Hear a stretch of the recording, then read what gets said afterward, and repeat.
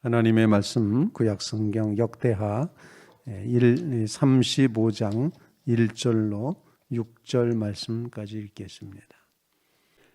요시야가 예루살렘에서 여호와께 유월절을 지켜 첫째 달 14째 날에 유월절 어린 양을 잡으니라.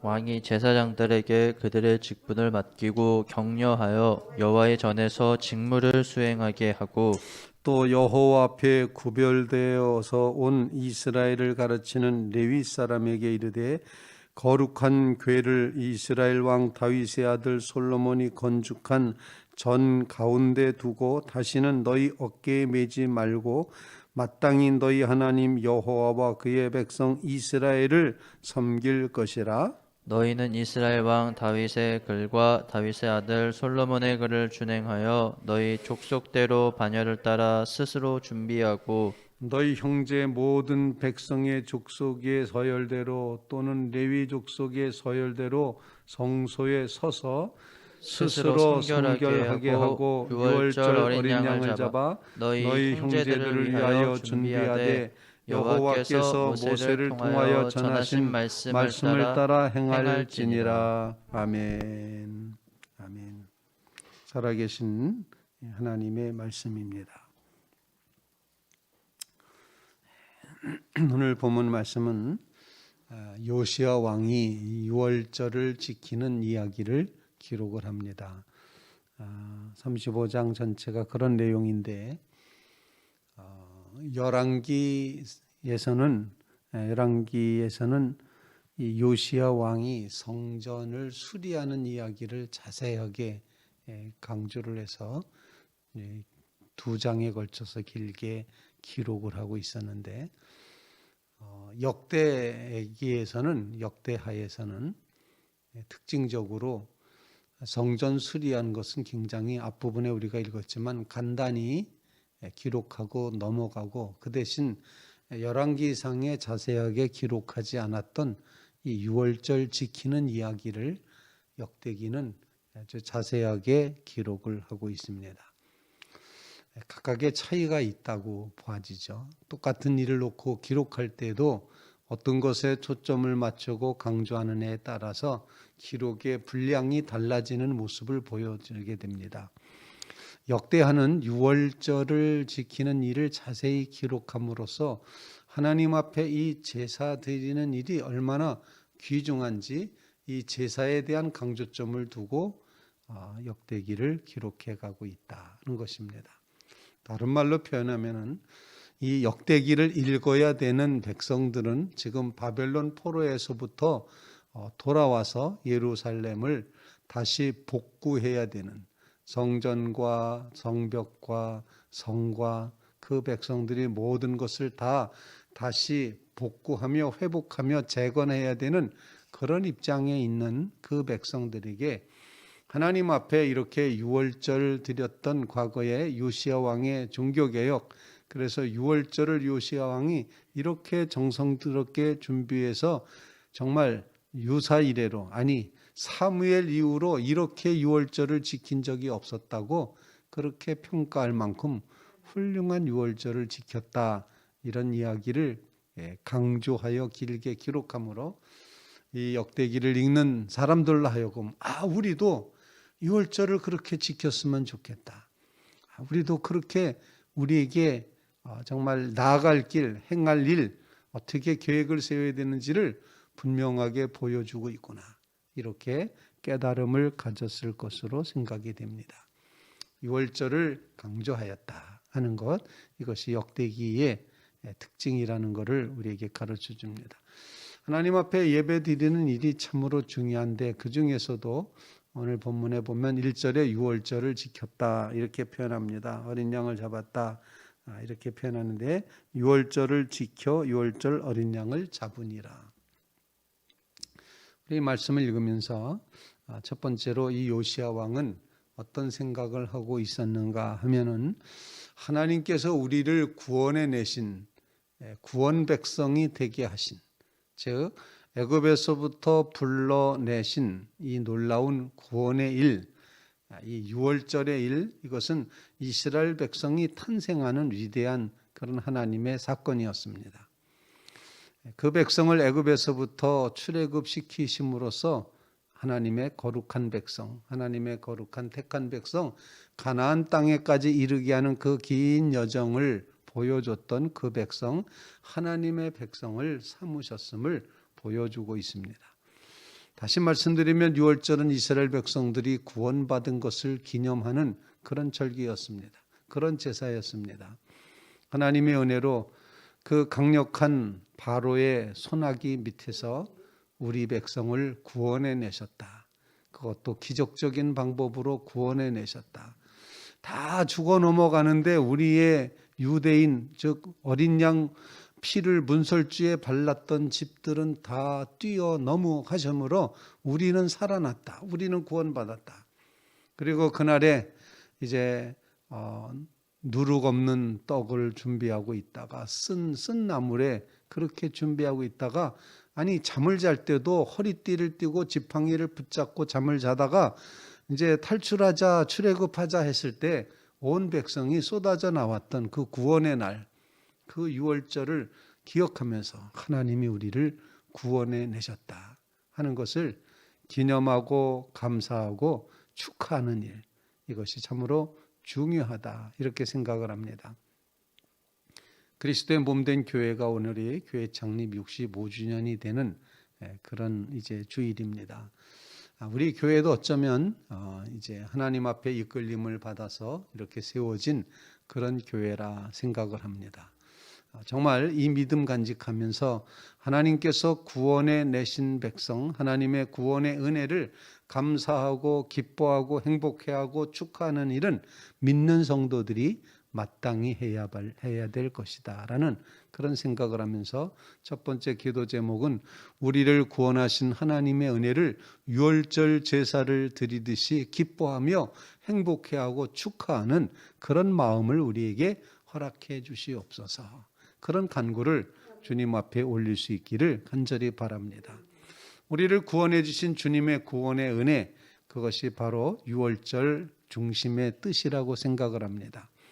여러분이 구원받은 이 구원의 은혜를 기억하며 하나님 앞에 진정으로 감사할 때 바로 그것이 유월절 제사가 되는 줄로 분명히 믿습니다. 이 믿음으로 하나님 앞에 나아가 예배하는 주의 성도들이 다 되시기를 주님의 이름으로 부탁을 드립니다.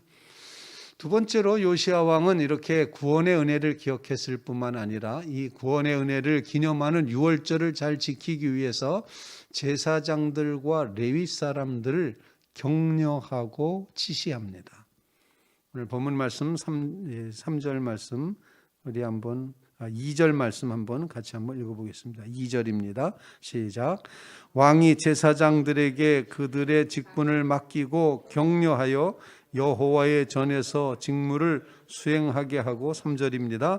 또 여호와 앞에 구별되어서 온 이스라엘을 가르치는 레위 사람에게 이르되 거룩한 궤를 이스라엘 왕 다윗의 아들 솔로몬이 건축한 전 가운데 두고 다시는 너희 어깨에 매지 말고 마땅히 너희 하나님 여호와와 그의 백성 이스라엘을 섬길 것이라 이렇게 말합니다.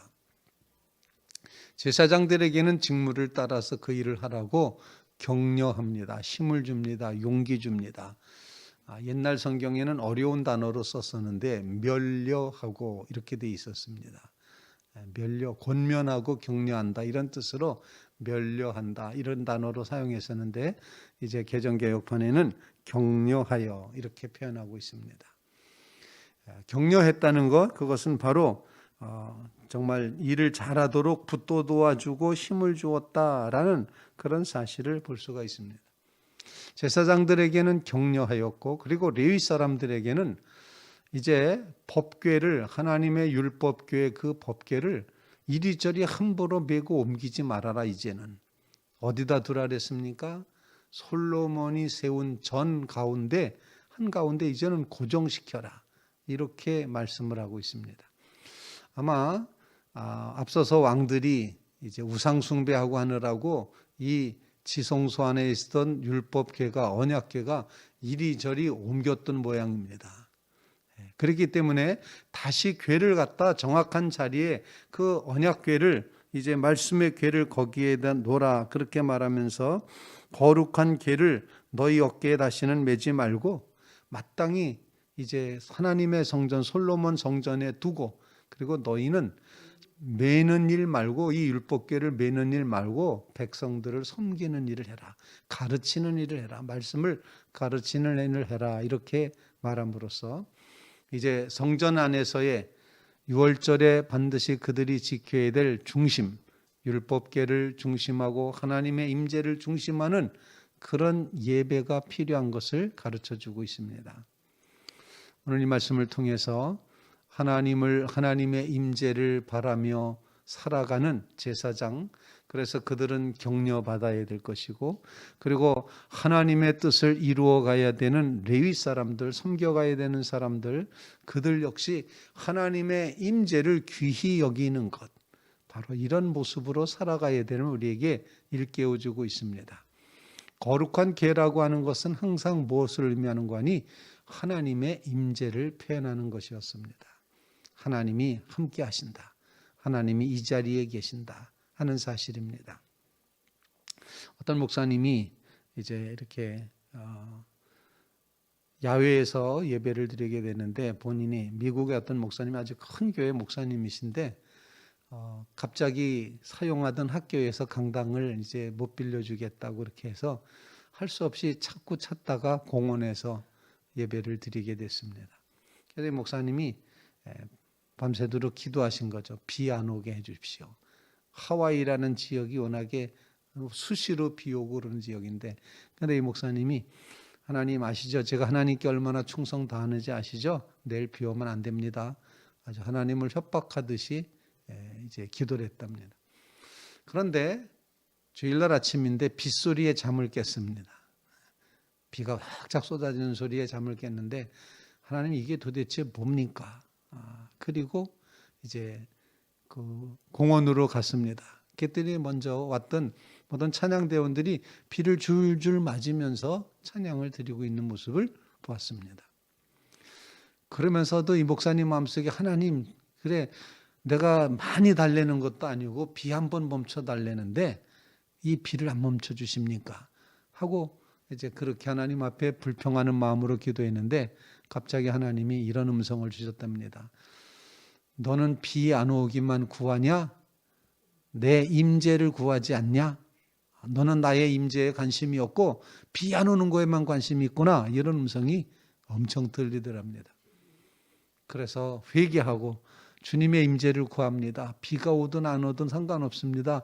주님의 임재를, 하나님의 임재를 구합니다.